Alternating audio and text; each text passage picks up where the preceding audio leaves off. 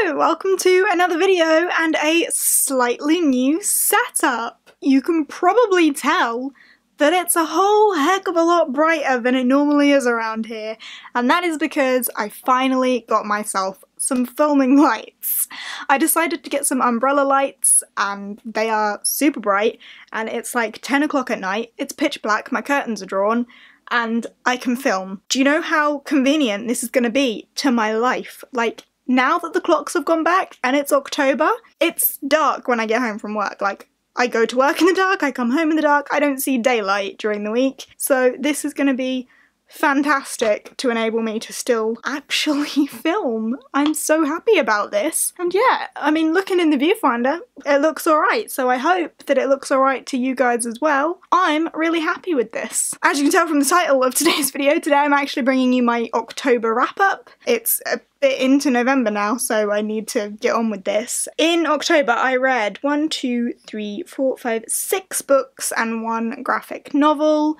So 7 reads in total, and I was majorly helped out there by the Charms Extra Credit Readathon, for which I will leave my vlog down below because I did vlog that week. But yeah, that helped me out massively, so if you've seen that vlog, you will already know what I thought of most of these books. Let's start from the top and go with the first book that I read in October, which was Caged Queen by Kristen Cicerelli. This is the sequel to The Last Namsara. This was one of my most anticipated reads of this year. I couldn't wait to get my hands on it, and I was not disappointed. This was a 5-star read for me. I loved it through and through. I love the characters, I love the setting, I love the plot, I love the history and the culture and just everything about this I love. I know there was a few people that didn't like The Last Namsara who have read it recently, and we're just gonna have to agree to have differing opinions because I love this. I love The Last Namsara so much, and I love this as well.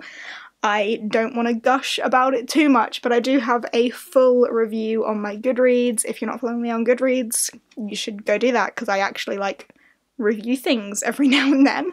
But yeah, I have a full review up for this and I absolutely adored it. I loved it so much. So next up is a book that I read for the Charms Extra Credit Magical Readathon. So yeah, may have already spoken about this. And that is The House with Chicken Legs by Sophie Anderson. This is a middle grade fantasy retelling of the Russian folklore of Baba Yaga, and it was a delight. Again, I have a full review up for this on my Goodreads if you want to check that out. Who am I? But yeah, I love this as well. I ended up giving this one 4 stars. It wasn't quite as astonishing and mind-blowing, but I had a thoroughly good time through and through. I enjoyed the characters. The setting and the folklore behind it is so very me. Russian folklore tales are so me, and this had been recommended to me as a me sort of read, and that couldn't be closer to the truth. It really was, and I thoroughly enjoyed it. This follows a young girl whose grandmother is Baba Yaga, and she is set to be the next Yaga, and she has to learn to guide the dead, but she's only a 12-year-old girl, and she's not too happy about having her fate set for her. So follows from there. But yeah, I really enjoyed this. If you're into middle grade, then I recommend. It was a solid, good read. And it also had that funny vibe to it, as well as being heartwarming and tugging at the heartstrings. Do you know what I mean? Next up is Sky in the Deep by Adrienne Young. Again, I read this for the Charms Extra Credit Magical Readathon, and I didn't like this. I ended up giving this a 2-star rating. Again, I have a full review on my Goodreads if you wanted to check that out. I just didn't like this as much as I think almost everyone else did. I was very underwhelmed, and the writing style just did not mesh with me at all. I've ranted a bit about this in my vlog where I talk about it, but it was very much, I did this, I did that, I did the other. And for so much of it, nothing happened. I cannot remember the main character's name again. I did actually do a book babble on this. That's reminded me that I said that because I did a book babble where I ranted about this, so I will link that down below for you as well if you want more in-depth thoughts about this. But 2 stars, can't remember it, didn't enjoy it, writing style didn't mesh with me. The one thing that redeemed a little bit for it was the setting. I liked the setting, but not enough to redeem the book. Next up is one where the setting played a big part in why I liked it so much, along with everything else that I liked, and that is A Shiver of Snow and Sky by Lisa Ludek. This I had on my shelf for so long and I didn't realise it was a polar fantasy, but with A Shiver of Snow and Sky and that cover, how did I not put that together and work that out? I do not know, but I know now and I've read it and I loved this. The fact that I like polar fantasy is really no secret. Like, I dig polar fantasy so much, and I was so pleasantly surprised with this. Like, I wasn't expecting what I got, but I loved what I got. This follows Osa, who is not really loved by her family too much, but in her country or island, I think they're on an island, yeah, northern island where the northern lights show, but the colour of the lights like symbolise what the goddess wants, and red, the lights glow red, beware the danger up ahead.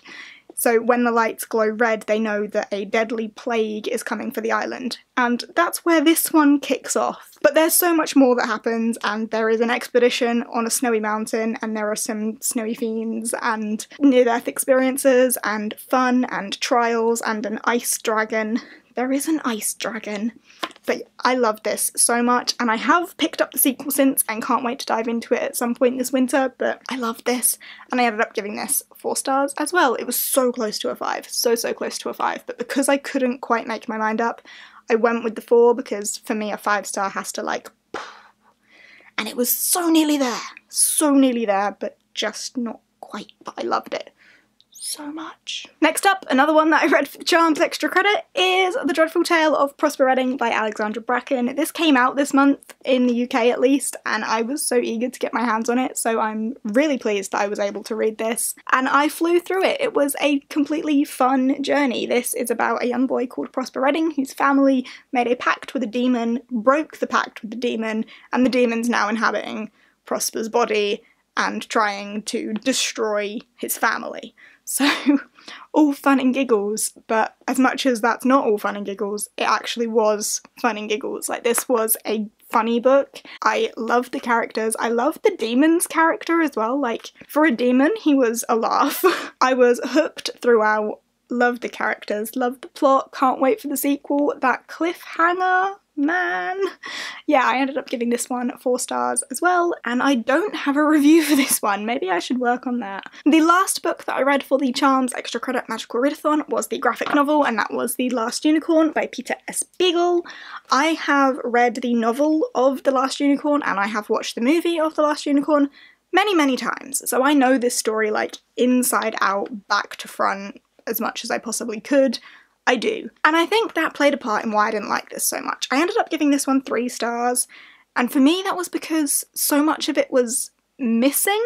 I know it's probably difficult to compact a whole novel into a little graphic novel, so you have to cut bits out, but it just felt too jumpy to me, too back and forth, like the plot didn't run smooth at all, and I think that maybe because I am so familiar with the story, that's why I didn't enjoy it so much. Maybe if I wasn't, I would have enjoyed it more, but yeah, it just felt like it was lacking a lot of the actual story, but the art style is absolutely gorgeous. It's just so pretty. I really like it. And the final book that I read in October, one that I finished relatively recently because the end of October's just been, was Fireblood by Ellie Blake. This one was a brick to get through. This was hard. I read Frostblood a while back now, over a year ago it must have been, and I liked it a lot. I liked it enough to pre-order this, and I've only now got to it. Like, I don't know what it was that I liked, but I did, and then going into this was so difficult, and I don't know if my tastes have changed or just that I've read so much between then that maybe at the time of reading Frostblood that was just what I needed, but something about me in this didn't click. I ended up giving it 3 stars. It wasn't terrible, it really wasn't terrible, but it just felt very slow going, and there were bits I could have done without, and I don't think I've ever eye-rolled at a book quite as much as I eye-rolled at this. Like, I listened to the audiobook, so on my way walking to and from work, I was just like, ugh.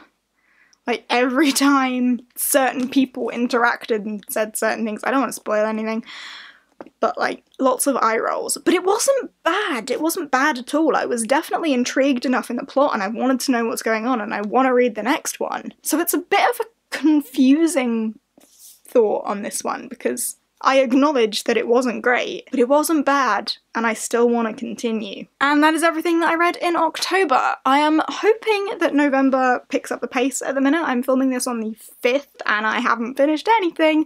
In fact, I've barely read anything. But I'm hoping to pick up the pace, read a bit more, get on with stuff. I hope you have enjoyed. If you've read any of those books and want to chat to me about them, by all means, please do down below. But yeah, that's that. Thanks for watching, and I will see you next time. Bye!